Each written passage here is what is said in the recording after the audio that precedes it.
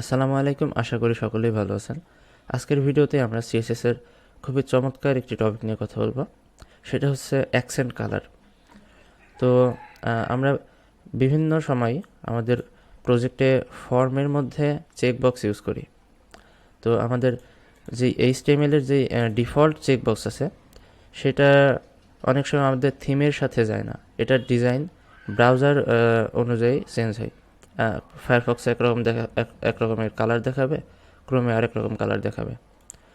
তো যার কারণে এটা আমরা কাস্টম ইউজ করার চেষ্টা করি। তো আমরা কাস্টম ইউজ না করে অ্যাকসেন্ট কালার সিএসএস প্রপার্টিটা ইউজ করে আমাদের থিম অনুযায়ী এটা কাস্টমাইজ করতে পারবো। তো সেক্ষেত্রে কী করতে হবে, এটা আমাদের যেই ইনপুটটা আছে চেকবক্স, এই চেকবক্স ইনপুটে একটা সিএসএস লিখতে হবে অ্যাকসেন্ট কালার। এখানে যদি আমি দেই আমাদের থিমের যে কালার আছে, আমি প্রথমে 0 দেই, দেখেন ব্যাকগ্রাউন্ড চেঞ্জ হয়ে গেছে। এখন আমি আমাদের থিম অনুযায়ী এটা মডিফাই করব।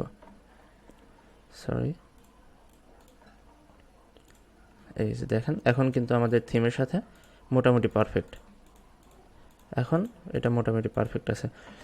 তো আমরা কাস্টমভাবে বাইরে থেকে না নিয়ে এসে আমরা এখানে just simply accent colour use করেও আমরা এই ইনপুট চেকবক্সটা থিম অনুযায়ী আপডেট করতে পারি। আবার এখানে আরেকটা বিষয় আছে, আমরা অ্যাকসেন্ট কালার অটো করতে পারি। অ্যাকসেন্ট কালার কারেন্ট ভ্যালু নামের একটা প্রপার্টি আছে, current colour, accent colour current colour যদি আমরা দিই সেক্ষেত্রে এটা কীভাবে কাজ করবে, এটা কাজ করবে আমাদের কালার প্রপার্টি অনুযায়ী আমাদের কালারের মধ্যে যে ভ্যালু দেব সেই ভ্যালুটাই এই কারেন্ট কালার হিসেবে ওইখানে অ্যাকসেন্ট কালারে যাবে। তো এখানে কালার যদি আমি দেই রেড, দেখেন এটাও কিন্তু রেড হয়ে গেছে।